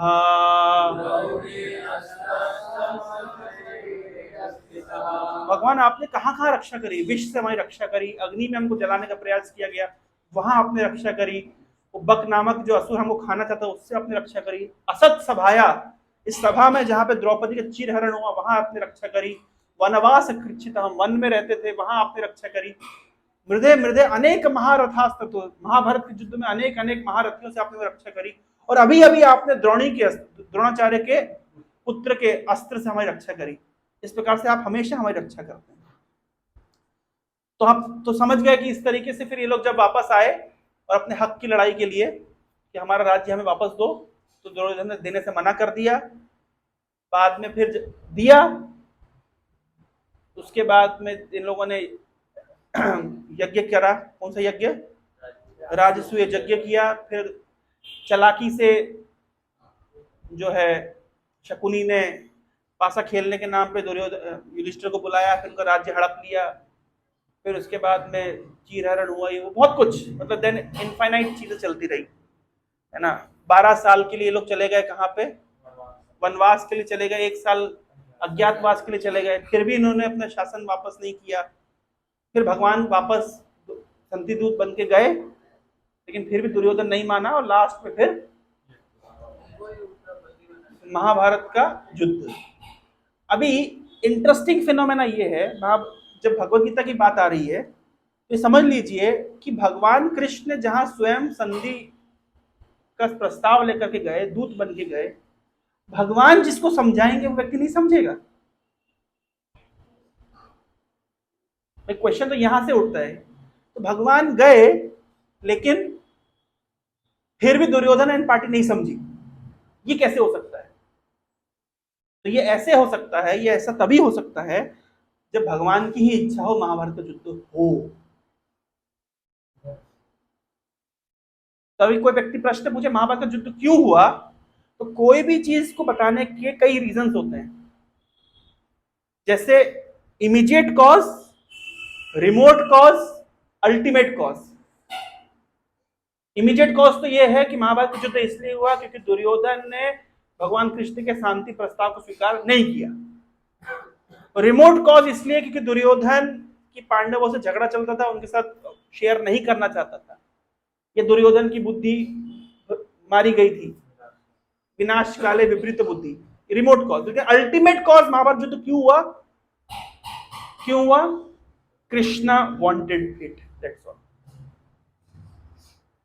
कभी भी कोई आपसे पूछा महाभारत युद्ध क्यों हुआ, तो इसलिए वो उसलिए नहीं। भक्त लोग आंसर क्या देते हैं? The only reason why Mahabharata, because Krishna wanted it, that's all. यद्यपि कृष्ण अपैरेंटली शांति का प्रस्ताव लेकर के गए, लेकिन कृष्ण कोई इच्छा नहीं थी शांति वांति की। ऊपर से प्रस्ताव देने के अंदर से कोई इच्छा नहीं कृष्ण की, अंदर से कृष्ण चाहते युद्ध हो। अब प्रश्न तक युद्ध क्यों हो? क्यों हो? इसलिए युद्ध हो कृष्ण भगवत गीता का संदेश देना चाहते हैं। समझ रहे हैं? ये 1 लाख श्लोक की महाभारत के बीच में 700 श्लोक की गीता का जो संदेश है, ये देने के लिए कृष्ण ने महाभारत युद्ध होने दिया। करोड़ों करोड़ लोगों की बलि चढ़ गई ताकि आप लोगों को भगवत गीता का मैसेज मिल सके। समझ रहे भगवत गीता की इंपॉर्टेंस? सारे रीजंस को साइड में रखे, कृष्ण इतना बड़ा, इतना स्टोरी क्यों करा है, इतने महाभारत, केवल भगवत गीता की शिक्षा हम तक पहुंच सके। और भगवद गीता की क्या शिक्षा है? भगवद गीता की एकमात्र शिक्षा है, Krishna is the supreme autocrat. Autocrat, बस हम सर्वस्व प्रमत्ता सर्वम, मैं ही हूं बस, कुछ नहीं और कुछ नहीं, मेरे ऊपर कुछ भी नहीं। भगवद गीता की एकमात्र शिक्षा क्या है? Krishna is all in all. We can not question Krishna. कभी कभी ये उठेगा मन में आप लोगों के प्रश्न कि कृष्ण ने ऐसे कैसे होने दिया, कृष्ण ने नियमों का उल्लंघन क्यों किया, कृष्ण ने ऐसी ऐसी लीलाएं क्यों करी जो सामाजिक दृष्टिकोण से या धार्मिक दृष्टिकोण से गलत है। यही बताने के लिए कि कोई भी सामाजिक नीति, कोई भी धर्म, कोई भी नियम, सब कुछ मेरे अधीन है। I am all in all, that's all. समझ रहे हैं? I am all in all and my will is all in all. आप कुछ नहीं कर सकते, यू आर नथिंग। कृष्ण ये बताना चाह रहे हैं भगवद गीता के माध्यम से। कभी कभी हमारे मन में प्रश्न था, मेरे जीवन में ऐसा क्यों हुआ? Only answer is Krishna wants, you can not question, that's all. ये भगवद गीता का सूक्ष्म रहस्य आपके सामने निकल जाएगा। महाभारत युद्ध में ऐसा क्यों, अभिमन्यु क्यों मरा? अब घंटों डिबेट हो सकती है। Krishna wanted it. भीष्म पितामह बाणों की शैया पे क्यों लेट गए? The only reason is Krishna wanted it. अरे हैं? श्राप वरदान सारी स्टोरी के पीछे, वाई किसी को कर्ज मिला, वाई किसी को वरदान मिला? Krishna wanted it. मेरे लाइफ में ये क्यों हो रहा है? गर्लफ्रेंड छोड़ के भाग गई, कृष्णा वांटेड इट। हमारे जीवन में कोई आए कोई जाए, ultimately Krishna. That is the ultimate science. ये भगवद गीता के माध्यम से हमको समझ आएगा। पॉइंट समझ आया? तो भगवद गीता का आपको आउटलुक मिल गया। लेकिन फिर भी इस बात को एक्सेप्ट करने के लिए कि everything is Krishna, everything is Krishna, जो चल रहा है सब कृष्ण के हिसाब से हो रहा है, इस चीज को एक्सेप्टेंस के लिए हमें बहुत सारे फंडामेंटल्स को ठीक करना पड़ेगा, जो भगवद गीता में हमको सिखाए जाएंगे।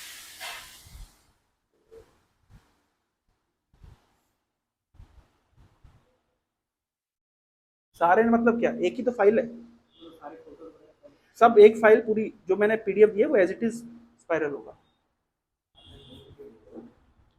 एक पीडीएफ पूरा स्पाइरल होगा और दो तो फिर अलग अलग स्टेपल करके देना है, और क्या उसमें क्या स्पाइरल होगा। उसको फोन लाके बोल दो कि दो पीडीएफ तो जस्ट स्टेपल करना है, बाकी एक फाइल है वो स्पाइरल होगी। ठीक है, चलिए आगे बढ़ते हैं। अभी तक जो समझे आप लोग, किसी को मैंने कोई संदेह? समझ आया? चलिए, फर्स्ट चैप्टर का नाम क्या है? Observing the armies on the battlefield of Kurukshetra.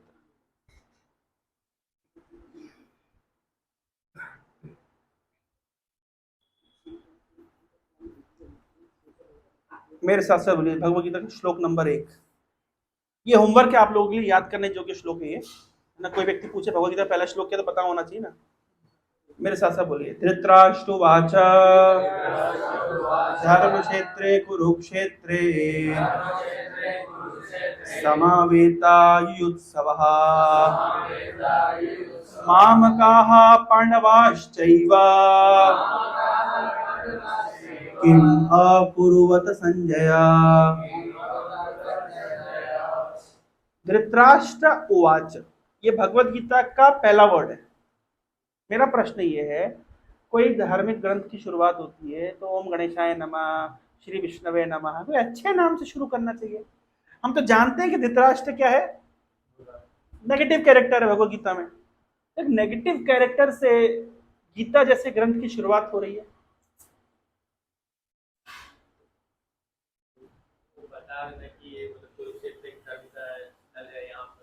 वो तो बाद में बताएंगे, लेकिन कई श्री गणेशाय नमः से लिखते तो शुरू करते ना, अच्छा लगता। धृतराष्ट्र उवाच, क्योंकि हम लोग भी नेगेटिव है, तो ये पढ़ेंगे तो पता चलेगा कि नहीं ये हमारे लिए ही है। अच्छा ठीक है।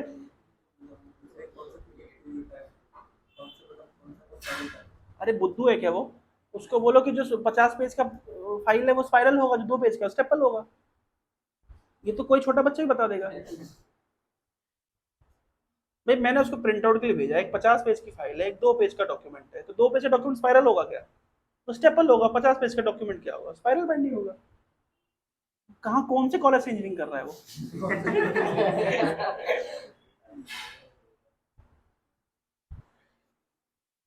एक तो बोले मेरे एक तो क्लास छुड़वा दी और डांट अलग रहे। देखिए धृतराष्ट्र संस्कृत में आप जो भी नाम पढ़ेंगे ना, नाम के पीछे बहुत बड़ा साइंस है। धृतराष्ट्र मतलब, राष्ट्र मतलब राज्य, राष्ट्र का मतलब तो कुर्सी, धृत मतलब जो पकड़ के रखे, जो छोड़े ना, जो छोड़ना नहीं चाहता है वो है धृतराष्ट्र। जैसे हमारे पॉलिटिशियंस होते हैं ना, 90-90 साल के भी हो जाएंगे तो कुर्सी नहीं छोड़ेंगे जब तक उन्हें गोली ना मार दी जाए।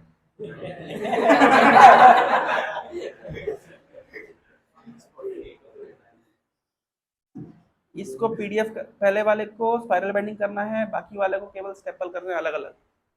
That's all. समझ गए? तो धृतराष्ट्र, तो धृतराष्ट्र का साइकोलॉजी क्या है? मैं राजा नहीं बन पाया तो मेरा बेटा राजा बनना चाहिए, मैं आईएएस ऑफिसर नहीं बन पाया तो मेरा बेटा आईएएस ऑफिसर बनना चाहिए। है पिताजी लोग बोलते हैं इस तरीके से। पिताजी लोग की साइकोलॉजी ऐसी बहुत काम करती है ना। बोली पिताजी प्रोजनी क्लास में आज ये बताए। धृतराष्ट्र की साइकोलॉजी क्या था कि राज्य पे अधिकार मेरा है, लेकिन मेरे अधिकार को, मैं बड़ा हूं, मुझे मिलना चाहिए था, लेकिन मेरे छोटे भाई को मिल गया, तब से खुन्नस थी। तो जबरदस्ती मुझे मिल तो गया, लेकिन हमेशा रिस्क बना हुआ है कि जा भी सकता है, मेरे हाथ से जाएगा तो मेरे बच्चों के हाथ में आना चाहिए। तो कुल मिला के हमारे पास रहनी चाहिए, है ना, निपोटिज्म नेपोटिज्म। तो हमारे हाथ में रहना चाहिए सब कुछ। तो ये साइकोलॉजी है धृतराष्ट्र की। तो नेगेटिव कैरेक्टर है। और देखिए नेगेटिव कैरेक्टर बोल रहे हैं मामकः पांडवाश्चैव, मेरे और पांडु के वंशज। सेपरेट कर दिया, यहाँ पे साइकोलॉजी है, मैं और पांडु। अरे हमारे बच्चे बोल सकते भाई तुम तो बड़े, तुम तो ताऊजी हो इनकी, तो you should have some kind of acceptance, लेकिन नहीं, है ना। मेरे मतलब कुरु वंशज और पांडव के। अरे भाई तो पांडव के बच्चे भी तो कुरु वंश में ही है, लेकिन ये बोलने से तात्पर्य क्या है? धृतराष्ट्र क्या कर रहे हैं? ही सेपरेटिंग, वो अलग करने चाह रहे हैं मेरे और पांडु के। This is me and mine, मैं और मेरा, और मेरा और पराया। तो मेरा और पराया की भावना से ग्रस्त है Dhritarashtra. So according to Bhagavad Gita, is a negative character. But question arises, although is a negative character, why Bhagavad Gita is starting from his name? There is a reason for that. Although negative character, but Dhritarashtra is a good quality. Good quality का ये सुनना चाहते हैं, देख नहीं सकते, लेकिन क्या किया, क्या हुआ युद्ध भूमि कुरुक्षेत्र में, क्या हुआ बताओ जरा, मैं सुनना चाहता हूं। कृष्ण ने क्या कहा? कृष्ण कौन सी पट्टी पढ़ा रहा है अर्जुन को? महाभारत युद्ध होने के बाद जब 10 दिन बीत गए और भीष्म पितामह बाणों की शैया में धराशायी हो गए, उसके बाद भगवत गीता का एपिसोड लिखा गया महाभारत में। ध्यान रखिएगा, जब हम महाभारत खोलेंगे तो आप देखेंगे महाभारत युद्ध से पहले में गीता नहीं है। जब भीष्म पितामह धराशायी होकर गिर गए, तब धृतराष्ट्र पूछ रहे संजय से, और क्या बताया था शुरू में, जब मुझे बताओ। अगर आप महाभारत खोलेंगे तो महाभारत में ये चैप्टर कब है भगवत गीता का? भीष्म पर्व में है। भीष्म पर्व मतलब जब भीष्म पितामह युद्ध कर रहे हैं और युद्ध करते करते बाणों की शैया में ढेर हो गए, इसके बाद में गीता का प्रवचन है। इसके पहले प्रवचन नहीं है गीता का महाभारत की किताब के अनुसार। इसलिए कुछ लोग बोलते हैं एक्स्ट्रापोलेटेड है, बाद में ऐड की गई है। नहीं, ऐड नहीं की गई है ना। हम लोग महाभारत नहीं पढ़ते ना, इसलिए हमको नया लग रहा है। महाभारत जब आप खोल के देखेंगे, युद्ध से पहले ही हुआ, लेकिन स्टोरी सीक्वेंस में ये बात, हाँ युद्ध से पहले ही गीता का उपदेश हुआ है, लेकिन धृतराष्ट्र को कब सुनाई गई गीता? संजय के द्वारा भीष्म पर्व में। उनने पूछा अरे क्या हुआ, जरा शुरू से बताओ मुझे, मैं सुनना चाहता हूं। तो सुनने की जो उत्कंठा है धृतराष्ट्र की, ये उनकी क्वालिफिकेशन है। यद्यपि वो देख नहीं सकते, तो आध्यात्मिक सत्य को हम अपनी आंखों से देख नहीं सकते, लेकिन कानों से सुनकर रियलाइज कर सकते, इसलिए तो श्रोतीय पंथ कहते हैं। अब एक डिबेट उठेगी कि भगवत गीता स्मृति है कि श्रुति है। वेदों के दो भाग हैं, श्रुति और स्मृति। श्रुति मतलब जो सुन करके चला है, स्मृति मतलब जो स्मरण करके चलता है। तो महाभारत तो इतिहास है, तो स्मृति है, वो तो व्यासदेव ने स्मृति करके लिखा है। हाँ, यद्यपि महाभारत स्मृति है, लेकिन भगवत गीता क्या है? श्रुति, क्योंकि कृष्ण स्वयं बोल रहे हैं। और जकीर नायक आएगा, वो डरा फिर झगड़ा शुरू करेगा, और श्रुति और स्मृति में तो श्रुति मेन है ना, वेद तो श्रुति है, स्मृति थोड़ी ना। श्रुति तो डायरेक्ट भगवान से आया है, तो भगवत गीता कहां से आई है? भगवत गीता का कोई पूछे श्रुति की स्मृति, दोनों है। स्मृति इसलिए है क्योंकि महाभारत का पार्ट है, और श्रुति इसलिए है क्योंकि भगवान स्वयं बोल रहे हैं। जो भी है, धृतराष्ट्र की क्वालिफिकेशन क्या है, अच्छी बात क्या है? सुनने में बड़ा उत्साह है इनका, जानना चाहते, जिज्ञासु हैं, और यही फल मिला इनको आगे चल के कि यद्यपि although Dhritarashtra negative character attached है, लेकिन आगे चलकर कि ये इन्होंने भी आध्यात्मिक उन्नति को प्राप्त किया। श्रीमद् भागवत में इसका इतिहास है। तो इनकी सदगति हुई, यद्यपि एक नेगेटिव कैरेक्टर है, लेकिन आगे चल के इनकी भी सदगति हुई। क्यों? इनकी क्वालिटी क्या है? सुनने के प्रति ये उत्सुक है। सुनने के समय सो नहीं जाते रूम में जाके, क्यों किचन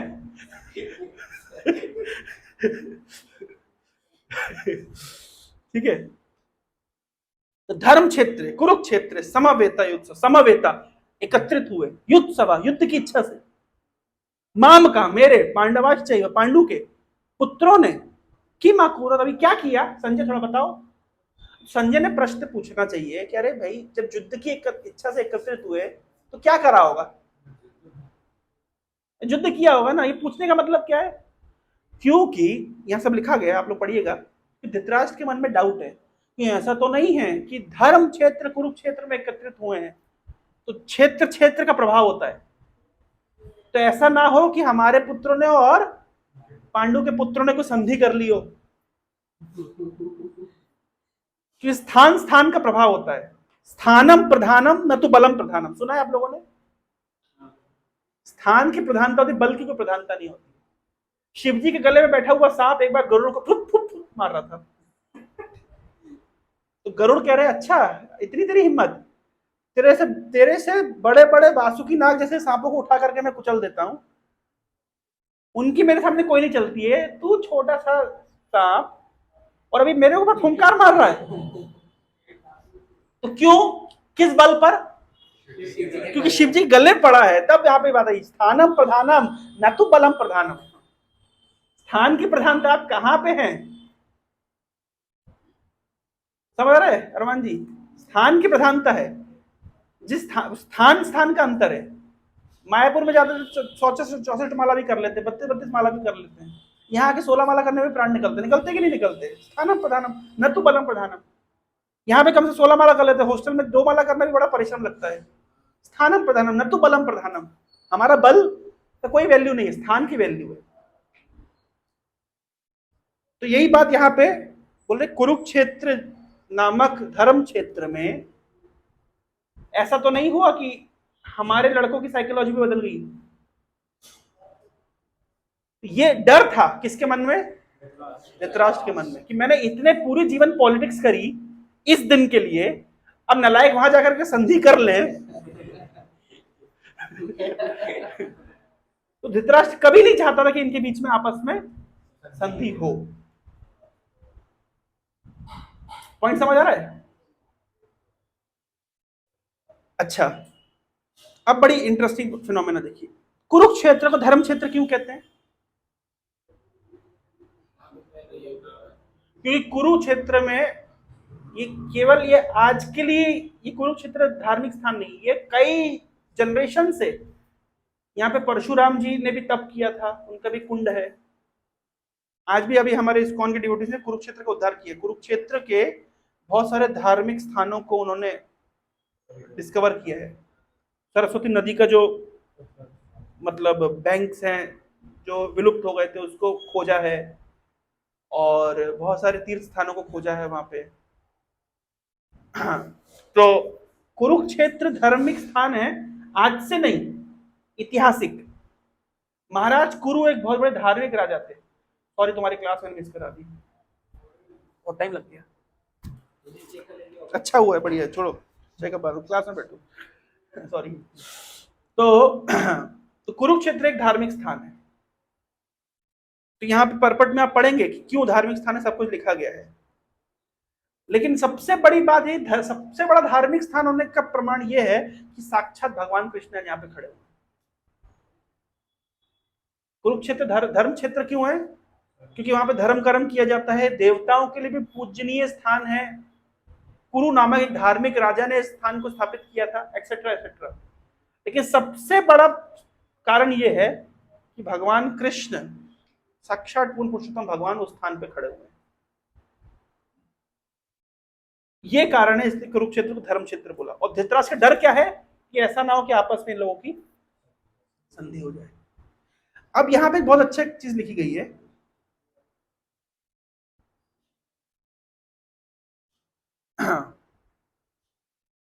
देखिए यहां लिखा है, बहुत अच्छी बात लिखी है। As in the paddy field the unnecessary plants are taken out, so it is expected that from very beginning of these topics that in the religious field of Kurukshetra, the father of religion Shri Krishna was present. The unwanted plants like Dhritarashtra's son Duryodhan and others would be wiped out, and the thoroughly religious persons headed by Yudhishthir would be established by the Lord. अभी देखिए, जैसे एक खेत में किसान क्या करता है, खरपतवार को निकाल करके फेंक देता है और अच्छी फसल लगाता है। कुरुक्षेत्र रूपी स्थान में, खेत में, कृष्ण रूपी किसान क्या करने वाले हैं? दुर्योधन रूपी खरपतवार को निकाल करके फेंक करके युधिष्ठिर रूपी फसल को लगाने वाले। ये एनालॉजी ध्यान रखिए, बहुत इंपॉर्टेंट एनालॉजी। जब आप लोग का एक टेस्ट होगा तो ये एनालॉजीज के ऊपर हम चर्चा करेंगे। कृष्ण की तुलना किससे की गई है? किसान से। ये किसान क्या कर रहे हैं? काय की खेती कर रहे हैं? अफीम की, धर्म की खेती, धर्म की खेती कर रहे हैं। और खरपतवार क्या है? दुर्योधन, वीड्स हैं दुर्योधन। और धर्म के फल, धर्म के पेड़ कौन है? युधिष्ठिर आदि। युधिष्ठिर धार्मिक है, इसका कोई प्रमाण दे सकते हैं? हाँ, धर्मराज के पुत्र हैं, ठीक है। और एक एग्जाम्पल हमेशा ध्यान रखिएगा, कोई आगे से पूछे कि दुर्योधन मतलब युधिष्ठिर धार्मिक है। युधिष्ठिर धार्मिक एक छोटा सा एग्जाम्पल जो मुझे बहुत अच्छा लगा, और आप लोग कई एग्जाम्पल से एग्जाम्पल आपको देता हूं। जब अज्ञातवास के समय यक्षों ने दुर्योधन के भाइयों, युधिष्ठिर के भाइयों को मार दिया जब ये लोग पानी लेने के लिए गए थे। तब लास्ट में पहुंचे युधिष्ठिर और उन्होंने पूछा, कई क्वेश्चन पूछे कि बोले तुम्हारे भाइयों ने हमारे प्रश्न का उत्तर नहीं दिया इसलिए लोग मारे गए, तुम हमारे प्रश्नों का उत्तर दो। कई प्रश्न आप लोगों की बचपन की क्लासेस में होंगे, है ना, युधिष्ठिर और यक्ष का संवाद। उस सारे संवाद में लास्ट में एक पॉइंट उन्होंने पूछा युधिष्ठिर से, ठीक है, इनमें से जीवित करना है तो किसको जीवित करूं, एक को ही बताओ। तो युधिष्ठिर चाहते तो बोल सकते थे कि आप भीम को जीवित कर दो, भीम बहुत शक्तिशाली है, या आप अर्जुन को जीवित कर दो, अर्जुन धनुर्धर है। लेकिन युधिष्ठिर ने बोला कि आप नकुल को जीवित करिए। तो यक्षों ने पूछा क्यों, नकुल को क्यों जीवित करें? बोले कि मैं कुंती का पुत्र हूं, तो मेरा तो कुंती की एक संतान जीवित है, तो माद्री की भी एक संतान जीवित होनी चाहिए, रहनी चाहिए। देखिए, इससे पता चलता है कि युधिष्ठिर क्या है? धर्मराज। कई कारण है युधिष्ठिर के धर्मराज होने के, ये सब एक एग्जांपल मैंने आपको। अच्छा, क्या दुर्योधन के पास पॉलिटिकल स्किल्स नहीं थी? क्या दुर्योधन शासन करने में निपुण नहीं थे? कॉम्पिटेंस क्या दुर्योधन के पास नहीं था? था। अगर कॉम्पिटेंट वाइज दुर्योधन बहुत बढ़िया थे, स्मार्ट थे, शासन कर सकते थे, कर ही रहे थे, क्यों भगवान कृष्ण ने दुर्योधन को हटा के युधिष्ठिर को स्थापित करना चाहते? धर्म। कॉम्पिटेंस के पीछे कृष्ण नहीं भागे कभी भी। कॉम्पिटेंस क्या है? एकलव्य क्या कॉम्पिटेंट नहीं थे? थे, लेकिन कृष्ण ने बाद में चल के एकलव्य का वध किया। क्यों? कर्ण, कई बार क्वेश्चन उठेगा, आप लोग बार बार प्रश्न उठाएंगे, तुम्हारा दोस्त कहाँ गया कर्ण? कर्ण तुम्हारा दोस्त था ना, कहाँ है वो? हाँ, तो कर्ण कर्ण कॉम्पिटेंट नहीं थे क्या? पूरे कॉम्पिटेंट थे, लेकिन जब कैरेक्टर की बात आती है, समझ रहे हैं, competence is not the only criteria, ध्यान रखिए। लोग प्रश्न पूछे, अरे कर्ण और अर्जुन तो दोनों ही तो धनुर्धर थे, दोनों ही, लोग डिबेट कर, इस पे चलती है, क्योरा के ऊपर तो हजारों लोग यही क्वेश्चन डालते हैं, दोनों में से कौन अधिक बलशाली था, कौन अधिक शक्तिशाली था, एकलव्य और अर्जुन में कौन अधिक शक्तिशाली था? एकलव्य शक्तिशाली था, ऐसा था वैसा था, ठीक है, लेकिन पॉइंट है कि यहाँ पे केवल शक्ति की बात हो ही नहीं रही कि दुर्योधन और अर्जुन में दुर्योधन शक्तिशाली था, दुर्योधन और भीम में ज्यादा बुद्धिमान कौन था? दुर्योधन। और ज्यादा फुर्तीला भी कौन था? दुर्योधन। लेकिन भगवान कृष्ण सपोर्ट किए भीम का, और अपेरेंटली दुर्योधन के साथ चीटिंग करवाए, इशारा कर करके बोले ऊपर मत मार, नीचे मार, मार। तो प्रश्न उठता है क्यों कृष्ण दुर्योधन का सपोर्ट नहीं किए? ये तो समझ आ रहा है ना, कृष्ण हमेशा केवल कॉम्पिटेंस के पीछे नहीं है, कृष्ण में देखते हैं व्यक्ति धर्म का रक्षक कौन है। ये बारंबार इस गीता में ये बातचीत आएगी, जब कर्ण और अर्जुन की बात आएगी तो कर्ण के कई कैरेक्टर में से आप देखिए, कर्ण ने शल्य के साथ कितना दुर्व्यवहार किया, ये स्टोरीज है, होमवर्क है, आप लोग खोज के आइएगा। शल्य ने कर्ण को गाइडेंस देने की कोशिश करी, हेल्प करने की कोशिश करी, क्योंकि वो सारथी है, सारथी का काम होता है रथी की मदद करना, पता है ऐसा मत ऐसा करो, तो कर्ण बोल रहा है तू कौन होता मुझे बताने वाला, अपना काम कर, उसकी भाषा ऐसी थी। तो शल्य ने कहा ठीक है तू जा भाड़ में, तेरे को सुनना ही नहीं मेरी बात। तो ये लोग आपस में ही, दुर्योधन एंड पार्टी में आपस में झगड़ा झाटी लगा हुआ था, कि कॉम्पिटेंस सब सारे कॉम्पिटेंट लोग हैं, लेकिन लैक ऑफ कैरेक्टर के कारण आपस में झगड़ा झाटी लगा हुआ था, जबकि पांडवों की टीम में उस लेवल का कॉम्पिटेंस नहीं है जिस लेवल का कॉम्पिटेंस कौरवों की टीम में था। ये लिखा गया है भागवतम में, एक श्लोक में लिखा गया है कि पांडवों की सेना कौरवों की सेना के सामने कैसी थी। तो एक मछली होती है तिमिंगल, हम लोगों ने नहीं सुना होगा, तिमिंगल एक ऐसी मछली होती है जो तिमी को खा जाती है, तिमी माने वेल। अभी हमारी दृष्टि में सबसे बड़ा मैमल कौन है? वेल। लेकिन भागवतम कहती है कि नहीं नहीं, एक ऐसी मछली भी है जो वेल को खा जाती है। गले में रख लेती है, हाँ जो भी है, गले के साइज की हाँ वो तिमिंगला के गले के साइज की। हाँ, तो मतलब तिमिंगल कितनी बड़ी होती होगी कि तिमी को खा जाती है। तो बोले कि जो दुर्योधन की जो सेना थी वो तिमिंगल के समान थी, और अर्जुन की सेना छोटी छोटी मछली के समान, फिर भी जीता कौन? क्यों? जयस्तु पांडु पुत्र नाम येषाम पक्षे जनार्दन। अरे जिसके पक्ष में जनार्दन होते हैं, जनार्दन, उसकी जीत निश्चित है। परम विजय थे श्री कृष्ण संकीर्तन। इस पार्टी की जीत होनी है, तो अपना अगर सट्टा लगाना है तो कहाँ लगाना चाहिए? इस पार्टी में लगाना चाहिए, कंप्लीट सक्सेस। समय लगेगा लेकिन गारंटीड सफलता मिलेगी।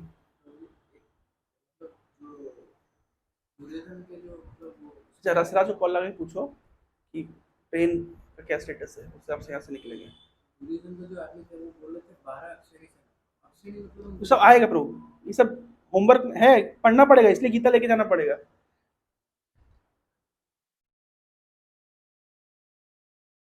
नथिंग, कम सून, एनीथिंग एल्स कम सून। पॉइंट समझ आ रहा है? क्या क्या बताया मैंने अभी, किस पॉइंट में मैं बोल रहा था कि competence is not the only criteria. Krishna Duryodhana रूपी वीड्स को हटा करके युधिष्ठिर रूपी धर्म की फसल को लगाना चाहते हैं। That's the wholesome idea of Bhagavad Gita. नहीं, डिस्कवर नहीं हुआ है ना, डिस्कवर नहीं हुआ है, क्योंकि ये एक वैज्ञानिकों का मानना है कि हमारी कॉस्मोलॉजी की नॉलेज ज्यादा है, लेकिन समुद्र के अंदर की नॉलेज हमें 5% भी नहीं पता है। हमें 5% समुद्र की नॉलेज भी नहीं है।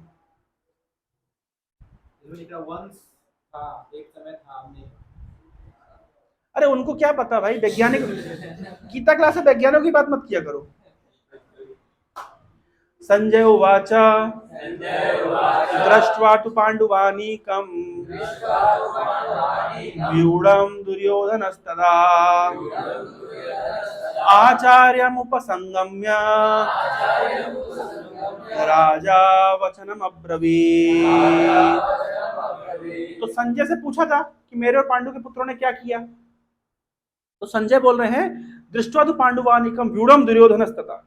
दुर्योधन ने क्या किया, देखा, पांडवों की सेना को देखा, और आचार्य उपसंगम्य, और आचार्य द्रोणाचार्य के पास गए, और राजा वचनम अब्रवीत, तो राजा ने इस प्रकार कहा। तो दुर्योधन को यहाँ क्या बोला गया है, राजा। क्यों बोला गया है, धृतराष्ट्र का मनोबल बढ़ाने के लिए। धृतराष्ट्र के मनोबल को बढ़ाने के लिए क्या हुआ, ट्रेन का टाइमिंग केवल, मेरी पैकिंग कर दो भाई।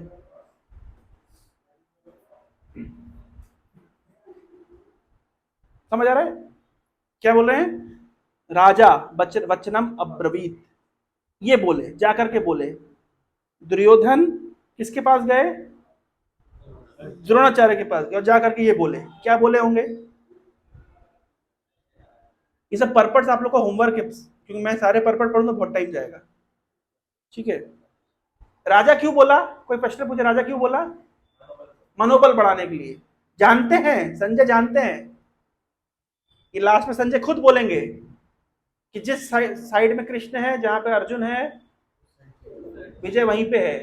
तो जब पहले, जो लास्ट में ये कंफ्यूजन देना ही है, तो राजा क्यों बोल रहे हैं, मनोबल बढ़ाने के लिए। अब ये जाकर के दुर्योधन गए द्रोणाचार्य के पास, जाके ये बोले, क्या बोले, पश्चिताम पांडुपुत्राणाम आचार्य महतिम चमो व्यूढं द्रुपद पुत्रेण तव शिष्येण धीमता।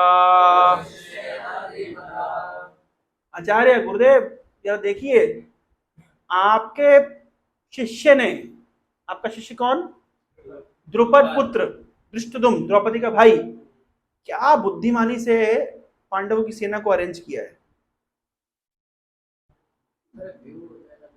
व्यूढम, पूरा व्यू बनाया है, चक्र व्यू, पूरा सिस्टमेटिकली अरेंज किया है। किसने अरेंज किया है, तव शिष्येण। ऐसे तो नहीं बोल पा रहा था गुरुजी को, तो ऐसे नहीं बोल पाएगा, तव शिष्येण धीमता। ये बोलना क्या चाह रहा था, आपने ट्रेनिंग दी है ना द्रुपद पुत्र को।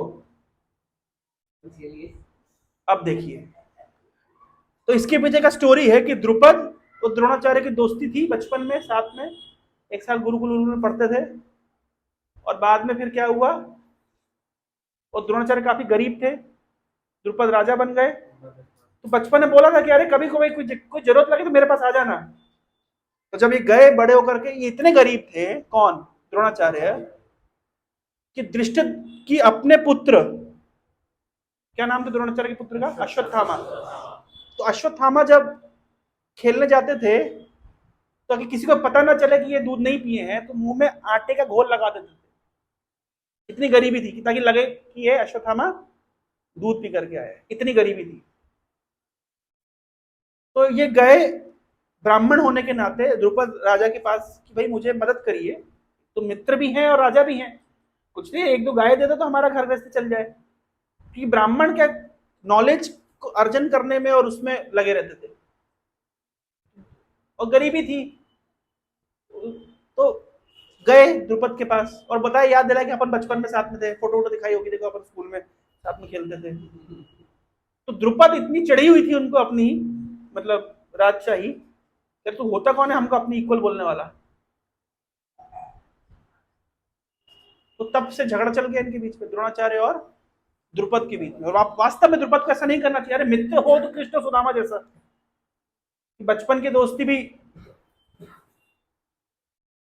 बड़े होने पे भी निभाई जाए, लेकिन द्रुपद ने ऐसा नहीं किया। तो नेचुरल सी बात है, द्रोणाचार्य को चढ़ गई, मतलब झगड़ा हो ही जाएगा, बहुत जलील करके भेजा। तो इतना जलील किया तो ठीक है। तो द्रोणाचार्य ने क्या कहते, आगे चल के इनको ट्रेंड किया, किनको, पांडवों को और कौरवों को, और गुरु दक्षिणा क्या मांगी कि द्रुपद को बंदी बना करके लेके आओ। ये भी एक्सपर्ट थे। देखिए आप अभी आप लोग समझ नहीं पाएंगे क्षत्रिय स्पिरिट कैसे काम करती है ना, ब्राह्मण का द्वेष कैसे काम करता है, क्रोध कैसे काम करता है, ये सब साइकोलॉजी, ये सब बहुत डेप्थ है इन सब चीजों को समझने में। कभी स्टोरी समझा रहे इतनी सी बात नहीं हुई होगी ना, 1000 लोग के सामने जलील किया होगा, राज दरबार में जाके जलील किया होगा, कई तरीके से जलील हो सकता है व्यक्ति। जो भी हुआ हो, जो भी इतिहास रहा हो, दोनों में आपस में झगड़ा था। और द्रुपद ने क्या किया था, द्रुपद ने एक संतान उत्पन्न करी थी, जेनेटिकली मॉडिफाइड संतान, जिसका उद्देश्य था कि आगे चलकर द्रोणाचार्य का वध करे। वो था धृष्टद्युम्न। द्रुपद से जन्म हुआ किसका, द्रौपदी का और धृष्टद्युम्न का।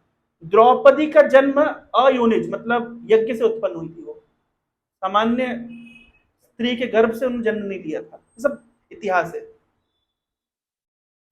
तो दोनों के बीच में आपस में झगड़ा था, किसके बीच में, द्रोणाचार्य और द्रुपद के बीच में। कपड़े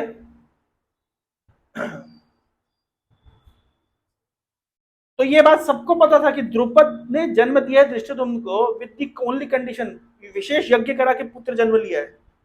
और उद्देश्य क्या था कि आगे चलकर द्रोणाचार्य का वध करेगा, क्योंकि द्रोणाचार्य ने हमको बहुत जलील किया।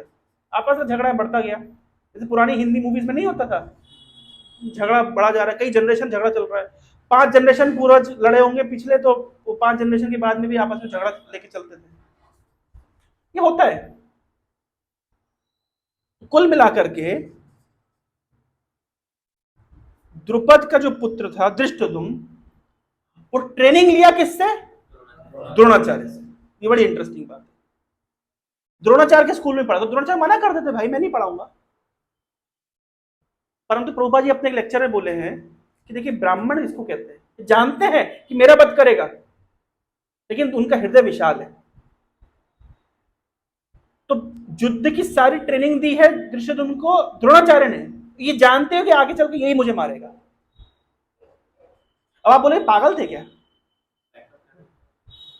कोई बोल सकता है पागल थे कि जब ये मुझे मारेगा तो मैं इसको ट्रेनिंग क्यों लूं। तो देखिए द्रोणाचार्य इंटेलिजेंट थे, देखो ये मुझे वैसे भी मारेगा, वैसे भी मारेगा और वैसे भी मारेगा, लेकिन कम से कम मैं इसको ट्रेनिंग दूं तब मुझे मारेगा, तो लोग कहेंगे देखो द्रोणाचार्य कितने महान थे। भाई समझिए, अगर मेरे लिए डेस्टिन्ड है मुझे इसके हाथ से मरना है तो वैसे भी मरना है, चाहे मैं इसको प्रेम से रखूं, चाहे इसको मार पिटाई करूं या इससे द्वेष करूं, तो मुझे मारना ही है, वो मुझे मारेगा ही। एक काम करूं ना, मैं ही इसको ट्रेनिंग देता हूं अच्छे से, ताकि समाज बाद में ये इतिहास ये तो याद रखे कि द्रोणाचार्य कितने महान हृदय के थे। अब समझ रहे हैं भाई, जब मारना ही है तो फिर, जब मरना ही है तो ग्लोरियस मरो ना, क्योंकि मरना और जीने से ज्यादा इंपॉर्टेंट है कीर्ति।